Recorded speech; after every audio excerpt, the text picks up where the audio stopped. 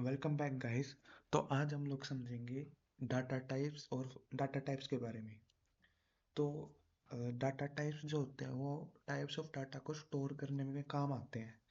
तो सी के अंदर मेनली 3 टाइप्स ऑफ डाटा होते हैं। एक होता है बेसिक डाटा टाइप, एक होता है डिराइव्ड, एक होता है यूजर डिफाइंड। तो अ, ये सारे डाटा टाइप्स होते हैं। करंटली हमें समझना है बेसिक डाटा टाइप्स क्या होते हैं।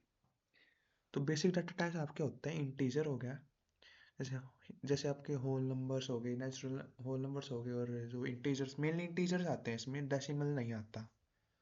फ्लोट और डबल, फ्लोट और डबल दोनों डेसिमल नंबर स्टोर करते हैं, लेकिन डबल का यूज़ बहुत कम होता है बिगनर्स के हिसाब से, और फ्लोट का यूज़ ज़्यादा होता है बिगनर्स के लिए।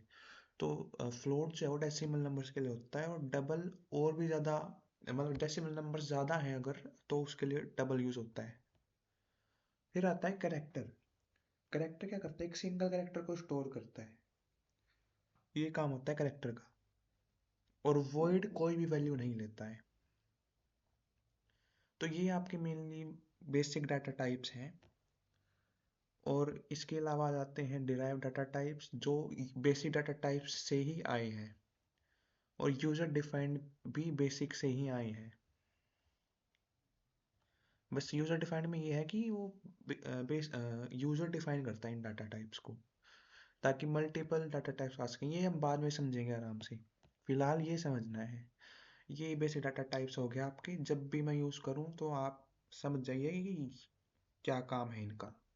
इंटीजर को इंट से लिखते हैं, फ्लोट को ऐसे, डबल को ऐसे, और कैरेक्टर को ऐसे, वॉइड को ऐसे। और इनकी जो मेमोरी होती है वो, ये मेमोरी होती है 2 और 4 बाइट्स, फ्लोट की 4 बाइट्स, डबल की 8 बाइट्स, कैरेक्टर की 1 बाइट। ये इतनी मेमोरी लेते हैं एक बार डिक्लेयर करने के बाद। और ये इनकी रेंज होती है कैरेक्टर -1 to 8। ये जो है ये हमारा एस्काई कोड है, ये एस्काई कोड है। ये इनकी रेंजेस होती हैं। और ये जो होते हैं ये फॉर्मेट स्पेसिफायर है। कैरेक्टर के लिए %C, इंट के लिए मैंने आपको बताया था %D यूज करते हैं, फ्लोट के लिए %F, और डबल के लिए %LF। ये है, ये चीजें आपको याद करनी है। ये थे हमारे डाटा टाइप्स। Thank you.